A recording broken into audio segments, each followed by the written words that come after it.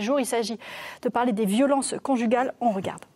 Des femmes sont tuées par leur conjoint ou leur ex-conjoint. C'est inacceptable. Que vous soyez victime ou témoin. Le 3919, numéro d'écoute national anonyme et gratuit, vous oriente et vous accompagne pour mettre fin au cycle des violences. Le 3919 est un numéro vital. Alors le mardi 3 septembre 2019.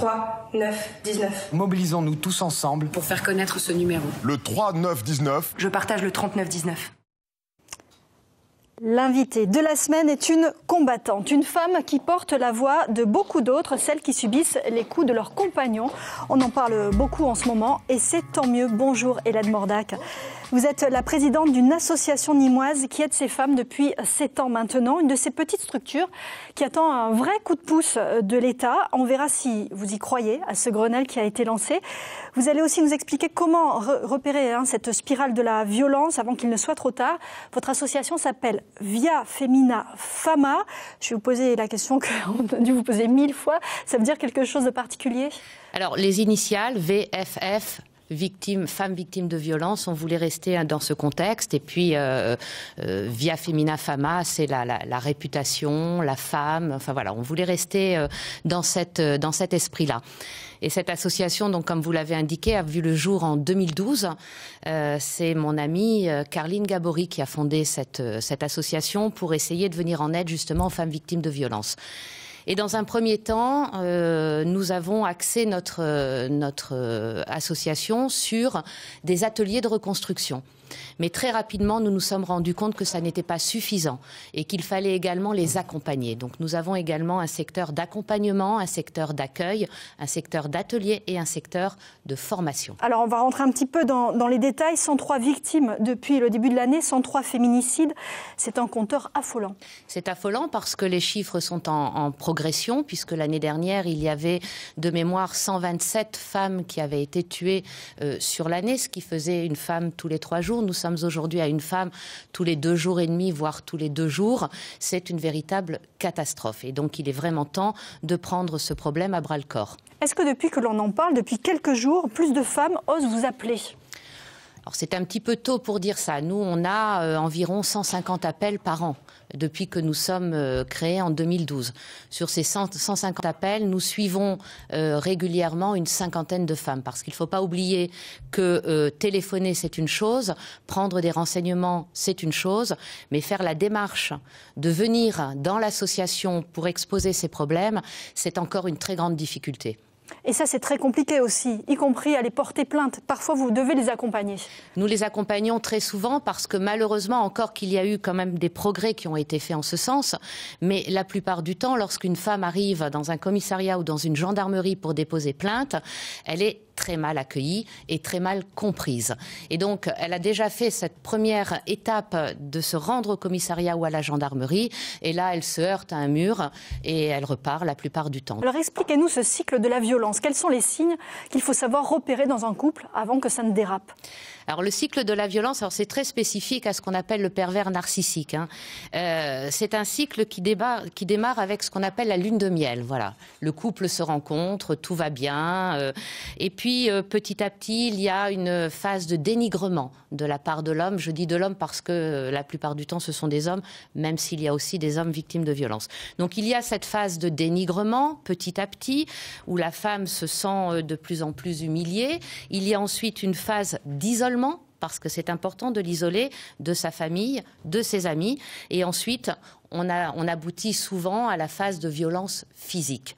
Et on repart sur la lune de miel, parce qu'au moment de la violence physique, la femme qui est dans un sentiment de culpabilité et de honte, et qui a été tellement dénigrée en amont qu'elle se pose la question de savoir si finalement elle ne l'a pas mérité, est à l'écoute de cette nouvelle lune de miel et se dit finalement peut-être que c'est de ma faute et peut-être qu'il va changer. Ce Grenelle contre les violences conjugales est lancé jusqu'au 25 novembre prochain. On a annoncé 1000 places d'accueil de plus, 5 millions d'euros.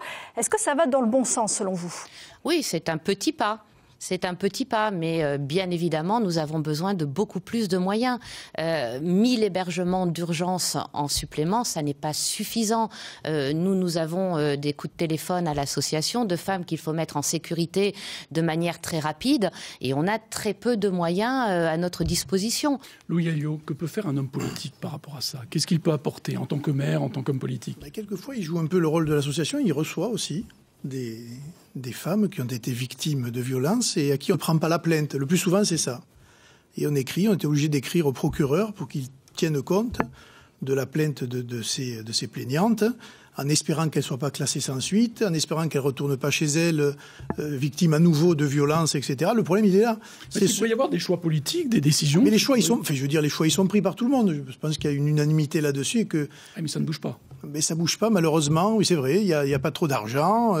Mais il y a la prise de conscience, c'est déjà pas mal. Mais vous savez, il y a dans nos villes, je ne sais pas si c'est propre à nos villes du Sud, il y a les violences sur les femmes, évidemment. Il y a aussi des choses, des mariages forcés, par exemple. Moi, il m'est arrivé, dans ma propre ville, d'être aux prises avec ce genre de choses dans un certain nombre de milieux, quelquefois culturels. Et tout ça aussi, c'est par le dialogue, par la pédagogie et aussi par l'alerte au pouvoir public. Mais c'est vrai que c'est pas facile. Ça commence à peine, mais je pense que la prise de conscience est là et que ça va se développer. Alors, si je peux me permettre, la prise de conscience, c'est bien.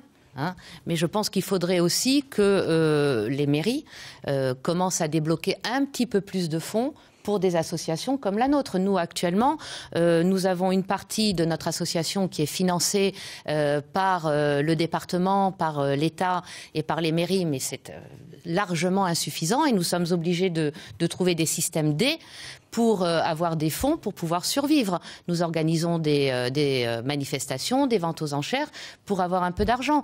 C'est, à mon sens, anormal. Voilà, nous devrions être subventionnés à la hauteur de ce que nous faisons sur le terrain. D'autant que vous avez, vous, votre propre numéro de téléphone, c'est-à-dire une bénévole qui répond 24 heures sur 24. C'est la différence avec le 3919 qui ne fonctionne pas la nuit.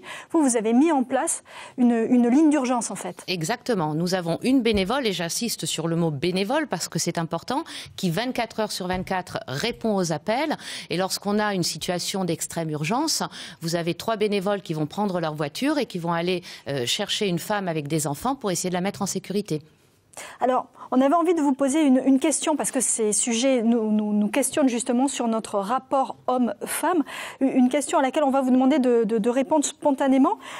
Louis Alliot, si demain vous étiez, vous, dans la peau d'une femme, qu'est-ce que vous détesteriez dans notre société? L'inégalité de salaire, pour tout vous dire, que je n'ai jamais compris. Je ne sais pas au nom de quoi, pour une même profession, un même métier, on peut payer moins une femme qu'un homme. Je ne l'ai jamais compris. J'ai jamais compris quels étaient les ressorts de cette affaire-là. Et évidemment, ça, ce serait la première injustice contre laquelle je me battrais, parce que au XXIe siècle, c'est encore quelque chose qui est absolument incroyable. Et là, pour le coup, les pouvoirs publics devraient s'y mobiliser, mais d'une manière très énergique et très pénale. Parce que là, pour le coup, on peut obliger les employeurs à rémunérer une femme à l'identique d'un homme et de ne pas faire la différence. Alors, il y a déjà des choses qui sont faites dans ce sens. Et vous, Hélène Mordac, si je vous retourne la question, si vous étiez un homme, qu'est-ce que vous détesteriez? Je détesterais l'absence de respect. Voilà. Je pense qu'il est important de remettre en perspective la notion de respect mutuel entre les hommes et les femmes. Et ça part par une éducation, ça part par une modification peut-être de la société. Et nous, c'est ce que nous faisons également dans l'association, c'est-à-dire que nous allons dans les lycées, nous allons dans les collèges pour sensibiliser les jeunes à cette notion d'égalité, à cette notion de respect et à cette notion de violence qu'il faut impérativement combattre. Dimanche en politique se poursuit et dans cette émission, on a décidé aussi chaque semaine d'évoquer une autre urgence qui nous concerne tous parce qu'on vit tous sur la même planète, qui n'est pas très en forme. Sauve ta planète, c'est notre nouvelle rubrique, Sylvain. Oui, aujourd'hui, je vais vous parler vignoble. Vous avez sans doute déjà pris votre café avec à proximité un viticulteur tout de blanc vêtu, avec un casque, aspergeant sa vigne avec un produit un peu douteux. Eh bien, c'est un vrai problème de santé publique et le législateur a bien du mal à définir une zone tampon entre la vigne et l'habitation. C'était le thème d'un de nos reportages que nous avons diffusé cette semaine dans nos journaux. Regardez. Aux alentours de Montpellier, cette cavalière se promène régulièrement dans les vignes. Mais à plusieurs reprises, elle est obligée de faire demi-tour. Quand le viticulteur a épandu ses pesticides sur les vignes, ça pue, ça sent une odeur comme de lessive tournée et on repère qu'ils ont mis les pesticides à partir de cette odeur-là. Et moi, quand je sens ça, évidemment, j'ai pas envie d'être